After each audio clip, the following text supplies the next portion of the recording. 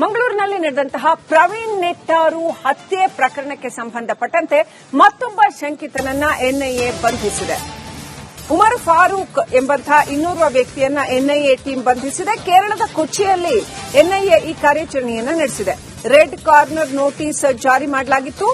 ಈತನ ಸುಳಿವು ನೀಡಿದರೆ 4 ಲಕ್ಷ ರೂಪಾಯಿಗಳ ಬಹುಮಾನವನ್ನ ಘೋಷಣೆ ಮಾಡಿತ್ತು ಎನ್ಐಎ. ಸುಳ್ಯದ ನಿಷೇಧಿತ ಸಂಘಟನೆ ಪಿಎಫ್ಐ ಕಚೇರಿಯಲ್ಲೇ ಈ ಉಮರ್ ಫಾರೂಕ್ನನ್ನ ಬಂಧಿಸಲಾಗಿದೆ.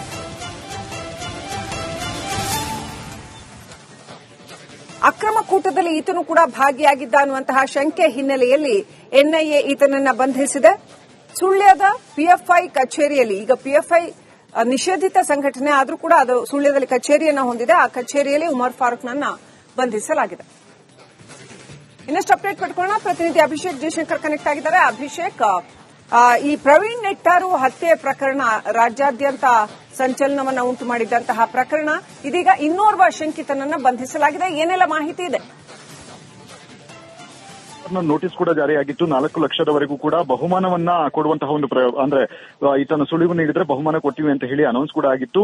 ಈ ಹಿನ್ನೆಲೆಯಲ್ಲಿ ಒಂದು ಮಾಹಿತಿಯ ಪ್ರಕಾರ ಹಿನ್ನೆಲೆಯಲ್ಲಿ ಕೇರಳದ ಕೊಚ್ಚಿಗೆ ಹೋಗ್ತಾರೆ. ಕೊಚ್ಚಿಯಲ್ಲಿ ಆತ ಇರುವಂತಹ ಒಂದು ಲೊಕೇಶನ್ ಸಿಗುತ್ತೆ. ಇಮಿಡಿಯೇಟ್ ಆಗಿ ಆತನನ್ನ ಬಂಧನ ಮಾಡುವಂತಹ ಕೆಲಸಗಳನ್ನು ಎನ್ಐಎ ಅಧಿಕಾರಿಗಳು ಮಾಡಿರ್ತಾರೆ. ಈತ ಸುಳ್ಯದಲ್ಲಿ ಕ್ರಿಮಿನಲ್ ಕಾನ್ಸ್ಪಿರಸಿಯನ್ನ ಮಾಡ್ತಾನೆ. ಅದು ಕೂಡ ನಿಷೇಧಿತ ಸಂಘಟನೆಯ ಕಚೇರಿ ಏನಿದೆ, ಅಂದ್ರೆ ಪಿಎಫ್ಐ ಕಚೇರಿ ಏನಿದೆ, ಆ ಕಚೇರಿಯಲ್ಲಿ ಈ ರೀತಿಯಾಗಿ ಅಂದ್ರೆ ಭಯೋತ್ಪಾದಕಕ್ಕೆ ಬೇಕಾದಂತಹ ಯಾವ ರೀತಿ ಕಾನ್ಸ್ಪಿರಸಿ ಮಾಡಬೇಕೋ ಅದೆಲ್ಲದನ್ನು ಕೂಡ ಮಾಡ್ತಾ ಇದ್ದ ಅನ್ನುವಂತಹ ಒಂದು ಆರೋಪಗಳು ಕೂಡ ಕೇಳಿ ಬರ್ತಾ ಇರುವಂತದ್ದು. ಮತ್ತು ಇದಕ್ಕೆ ಈ ಒಂದು ಪ್ರವೀಣ್ ನೆಟ್ಟಾರು ಹತ್ಯೆ ಪ್ರಕರಣಕ್ಕೆ ಸಂಬಂಧಿಸಿದಂತೆ ನೇರ ಭಾಗಿಯಾಗಿದ್ದೆ ಅನ್ನುವಂತಹ ವಿಚಾರಗಳು ಕೂಡ ಈಗಾಗಲೇ ಗೊತ್ತಾಗಬೇಕಾಗಿದೆ. ಅಂದ್ರೆ ಆರೋಪ ಇರುವಂತಹ ಕಾರಣದಿಂದಾಗಿ ಆತನ ಅವಶ್ಯಕತೆ ಅಂದ್ರೆ ಬಂಧನ ಮಾಡುವಂತಹ ಒಂದು ಅನಿವಾರ್ಯತೆ ಎನ್ಐಎ ಅಧಿಕಾರಿಗಳಿಗಿತ್ತು. ಹೀಗಾಗಿ ಇಮಿಡಿಯೇಟ್ ಆಗಿ ರೆಡ್ ಕಾರ್ನರ್ ನೋಟಿಸ್ ಅನ್ನ ಇಶ್ಯೂ ಮಾಡಿದಂತಹ ಕಾರಣದಿಂದಾಗಿ ಆತ ದೇಶವನ್ನ ಬಿಟ್ಟು ಹೊರಗಡೆ ಹೋಗೋದಕ್ಕೆ ಸಾಧ್ಯ ಆಗಿಲ್ಲ.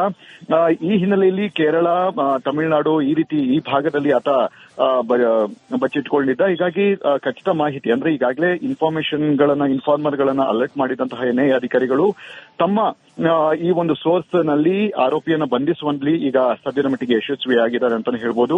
ಈಗ ಮುಂದಿನ ತನಿಖೆಗಾಗಿ ಈಗಾಗಲೇ ಆತನನ್ನ ಎನ್ಐಎ ಅಧಿಕಾರಿಗಳು ಬೆಂಗಳೂರಿಗೆ ಅಥವಾ ತಮ್ಮ ಒಂದು ಮೇನ್ ಬ್ರಾಂಚ್ ಏನಿದೆ ಅಲ್ಲಿಗೆ ಕರೆದೊಯ್ಯುವಂತಹ ಸಾಧ್ಯತೆ ಇದೆ. ಗೌಪ್ಯವಾಗಿ ಆತನನ್ನು ವಿಚಾರಣೆ ನಡೆಸಿ ಮತ್ತೆ ಇನ್ನಿಬ್ಬರು ವ್ಯಕ್ತಿಗಳೇನಿದ್ದಾರೆ ಅಂದ್ರೆ ಎನ್ಐಎ ಸಂಬಂಧಿತವಾದಂತಹ ಮತ್ತಿಬ್ಬರು ವ್ಯಕ್ತಿಗಳೇನಿದ್ದಾರೆ ಅವರ ಬಗ್ಗೆ ವಿಚಾರಣೆ ನಡೆಸುವಂತಹ ಒಂದು ಪ್ರಕ್ರಿಯೆಗಳನ್ನು ಕೂಡ ಮಾಡ್ತಾ ಇದ್ದಾರೆ. ಇಲ್ಲಿ ಸಂಪೂರ್ಣವಾಗಿ ಈ ಒಂದು ಪ್ರಕರಣಕ್ಕೆ ಅಂದ್ರೆ ಪ್ರವೀಣ್ ನೆಟ್ಟಾರು ಹತ್ಯೆ ಮಾಡಿದಂತಹ ಸಂದರ್ಭದಲ್ಲಿ ಅದನ್ನ ಒಂದು ರೀತಿಯಾಗಿ ಅಂದ್ರೆ ಯುಎಪಿಎ ಆಕ್ಟ್ ನಡಿ ಬರುವಂತಹ ಏನೇನು ಭಯೋತ್ಪಾದಕ ಏನಿದೆಯೋ ಅದೆಲ್ಲ ಒಂದು ಕಾನ್ಸ್ಪಿರೆನ್ಸಿ ಮಾಡ್ತಾ ಇದ್ದಾರೆ ಅನ್ನುವಂತಹ ವಿಚಾರವಾಗಿ ಈತನ ಮೇಲೆ ಆರೋಪಗಳು ಕೂಡ ಕೇಳಿ ಬಂದಿರುವಂತದ್ದು. ಹೀಗಾಗಿ ಸದ್ಯ ಈಗ ಸಿಕ್ಕಿಬಿದ್ದಿರುವಂತಹ ಆರೋಪಿಗಳೇನಿದ್ದಾರೆ ಅವರ ಹೇಳಿಕೆಯ ಅನ್ವಯವಾಗಿ ಈತನ ಈ ಒಂದು ಪ್ರಕರಣದಲ್ಲಿ ಎಷ್ಟು ಮಟ್ಟಿಗೆ ಒಂದು ಪಾತ್ರ ಇದೆ ಅನ್ನುವಂಥದ್ದು ಕೂಡ ಇಲ್ಲಿ ನೋಡಬೇಕಾಗುತ್ತೆ. ಈಗ ಸದ್ಯ ಬಂಧನ ಮಾಡಿರುವಂತಹ ಎನ್ಐಎ ಅಧಿಕಾರಿಗಳು ಆತನನ್ನ ತೀವ್ರವಾಗಿ ವಿಚಾರಣೆಯನ್ನ ನಡೆಸ್ತಾ ಇದ್ದಾರೆ. Srilakshmi, thank you Abhishek ಡೀಟೇಲ್ಸ್ಗಾಗಿ.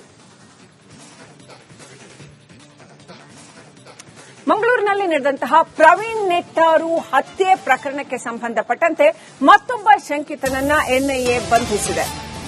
ಉಮರ್ ಫಾರೂಕ್ ಎಂಬಂತಹ ಇನ್ನೋರ್ವ ವ್ಯಕ್ತಿಯನ್ನ ಎನ್ಐಎ ಟೀಮ್ ಬಂಧಿಸಿದೆ. ಕೇರಳದ ಕೊಚ್ಚಿಯಲ್ಲಿ ಎನ್ಐಎ ಈ ಕಾರ್ಯಾಚರಣೆಯನ್ನು ನಡೆಸಿದೆ. ರೆಡ್ ಕಾರ್ನರ್ ನೋಟಿಸ್ ಜಾರಿ ಮಾಡಲಾಗಿತ್ತು. ಈತನ ಸುಳಿವು ನೀಡಿದರೆ 4 ಲಕ್ಷ ರೂಪಾಯಿಗಳ ಬಹುಮಾನವನ್ನ ಘೋಷಣೆ ಮಾಡಿತ್ತು ಎನ್ಐಎ. ಸುಳ್ಯದ ನಿಷೇಧಿತ ಸಂಘಟನೆ ಪಿಎಫ್ಐ ಕಚೇರಿಯಲ್ಲೇ ಈ ಉಮರ್ ಫಾರೂಕ್ನನ್ನ ಬಂಧಿಸಲಾಗಿದೆ.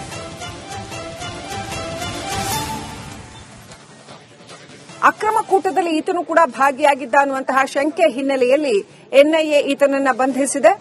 ಸುಳ್ಯದ ಪಿಎಫ್ಐ ಕಚೇರಿಯಲ್ಲಿ, ಈಗ ಪಿಎಫ್ಐ ನಿಷೇಧಿತ ಸಂಘಟನೆ ಆದರೂ ಕೂಡ ಅದು ಸುಳ್ಯದಲ್ಲಿ ಕಚೇರಿಯನ್ನ ಹೊಂದಿದೆ. ಆ ಕಚೇರಿಯಲ್ಲಿ ಉಮರ್ ಫಾರೂಕ್ನನ್ನ ಬಂಧಿಸಲಾಗಿದೆ. ಇನ್ನಷ್ಟು ಅಪ್ಡೇಟ್ ಪಡ್ಕೊಳ್ಳೋಣ. ಪ್ರತಿನಿಧಿ ಅಭಿಷೇಕ್ ಜಯಶಂಕರ್ ಕನೆಕ್ಟ್ ಆಗಿದ್ದಾರೆ. ಅಭಿಷೇಕ್, ಈ ಪ್ರವೀಣ್ ನೆಟ್ಟಾರು ಹತ್ಯೆ ಪ್ರಕರಣ ರಾಜ್ಯಾದ್ಯಂತ ಸಂಚಲನವನ್ನ ಉಂಟು ಮಾಡಿದ್ದಂತಹ ಪ್ರಕರಣ, ಇದೀಗ ಇನ್ನೋರ್ವ ಶಂಕಿತನನ್ನ ಬಂಧಿಸಲಾಗಿದೆ. ಏನೆಲ್ಲ ಮಾಹಿತಿ ಇದೆ? ನೋಟಿಸ್ ಕೂಡ ಜಾರಿಯಾಗಿತ್ತು. 4 ಲಕ್ಷದವರೆಗೂ ಕೂಡ ಬಹುಮಾನವನ್ನ ಕೊಡುವಂತಹ ಒಂದು ಅಂದ್ರೆ ಈತನ ಸುಳಿವು ನೀಡಿದ್ರೆ ಬಹುಮಾನ ಕೊಟ್ಟಿವಿ ಅಂತ ಹೇಳಿ ಅನೌನ್ಸ್ ಕೂಡ ಆಗಿತ್ತು. ಈ ಹಿನ್ನೆಲೆಯಲ್ಲಿ ಒಂದು ಮಾಹಿತಿಯ ಪ್ರಕಾರ ಹಿನ್ನೆಲೆಯಲ್ಲಿ ಕೇರಳದ ಕೊಚ್ಚಿಗೆ ಹೋಗ್ತಾರೆ. ಕೊಚ್ಚಿಯಲ್ಲಿ ಆತ ಇರುವಂತಹ ಒಂದು ಲೊಕೇಶನ್ ಸಿಗುತ್ತೆ. ಇಮಿಡಿಯೇಟ್ ಆಗಿ ಆತನನ್ನ ಬಂಧನ ಮಾಡುವಂತಹ ಕೆಲಸಗಳನ್ನು ಎನ್ಐಎ ಅಧಿಕಾರಿಗಳು ಮಾಡಿರ್ತಾರೆ. ಈತ ಸುಳ್ಯದಲ್ಲಿ ಕ್ರಿಮಿನಲ್ ಕಾನ್ಸ್ಪಿರಸಿಯನ್ನ ಮಾಡ್ತಾನೆ. ಅದು ಕೂಡ ನಿಷೇಧಿತ ಸಂಘಟನೆಯ ಕಚೇರಿ ಏನಿದೆ, ಅಂದ್ರೆ PFI ಕಚೇರಿ ಏನಿದೆ, ಆ ಕಚೇರಿಯಲ್ಲಿ ಈ ರೀತಿಯಾಗಿ ಅಂದ್ರೆ ಭಯೋತ್ಪಾದಕಕ್ಕೆ ಬೇಕಾದಂತಹ ಯಾವ ರೀತಿ ಕಾನ್ಸ್ಪಿರಸಿ ಮಾಡಬೇಕೋ ಅದೆಲ್ಲದನ್ನು ಕೂಡ ಮಾಡ್ತಾ ಇದ್ದ ಅನ್ನುವಂತಹ ಒಂದು ಆರೋಪಗಳು ಕೂಡ ಕೇಳಿ ಬರ್ತಾ ಇರುವಂತದ್ದು. ಮತ್ತು ಇದಕ್ಕೆ ಈ ಒಂದು ಪ್ರವೀಣ್ ನೆಟ್ಟಾರು ಹತ್ಯೆ ಪ್ರಕರಣಕ್ಕೆ ಸಂಬಂಧಿಸಿದಂತೆ ನೇರ ಭಾಗಿಯಾಗಿದ್ದೆ ಅನ್ನುವಂತಹ ವಿಚಾರಗಳು ಕೂಡ ಈಗಾಗಲೇ ಗೊತ್ತಾಗಬೇಕಾಗಿದೆ. ಅಂದ್ರೆ ಆರೋಪ ಇರುವಂತಹ ಕಾರಣದಿಂದಾಗಿ ಆತನ ಅವಶ್ಯಕತೆ ಅಂದ್ರೆ ಬಂಧನ ಮಾಡುವಂತಹ ಒಂದು ಅನಿವಾರ್ಯತೆ ಎನ್ಐಎ ಅಧಿಕಾರಿಗಳಿಗಿತ್ತು. ಹೀಗಾಗಿ ಇಮಿಡಿಯೇಟ್ ಆಗಿ ರೆಡ್ ಕಾರ್ನರ್ ನೋಟಿಸ್ ಅನ್ನ ಇಶ್ಯೂ ಮಾಡಿದಂತಹ ಕಾರಣದಿಂದಾಗಿ ಆತ ದೇಶವನ್ನ ಬಿಟ್ಟು ಹೊರಗಡೆ ಹೋಗೋದಕ್ಕೆ ಸಾಧ್ಯ ಆಗಿಲ್ಲ. ಈ ಹಿನ್ನೆಲೆಯಲ್ಲಿ ಕೇರಳ, ತಮಿಳುನಾಡು ಈ ಭಾಗದಲ್ಲಿ ಆತ ಬಚ್ಚಿಟ್ಕೊಂಡಿದ್ದ. ಹೀಗಾಗಿ ಖಚಿತ ಮಾಹಿತಿ ಅಂದ್ರೆ ಈಗಾಗಲೇ ಇನ್ಫಾರ್ಮರ್ ಗಳನ್ನ ಅಲರ್ಟ್ ಮಾಡಿದಂತಹ ಎನ್ಐಎ ಅಧಿಕಾರಿಗಳು ತಮ್ಮ ಈ ಒಂದು ಸೋರ್ಸ್ ನಲ್ಲಿ ಆರೋಪಿಯನ್ನ ಬಂಧಿಸುವಲ್ಲಿ ಈಗ ಸದ್ಯದ ಮಟ್ಟಿಗೆ ಯಶಸ್ವಿಯಾಗಿದ್ದಾರೆ ಅಂತಾನೆ ಹೇಳ್ಬೋದು.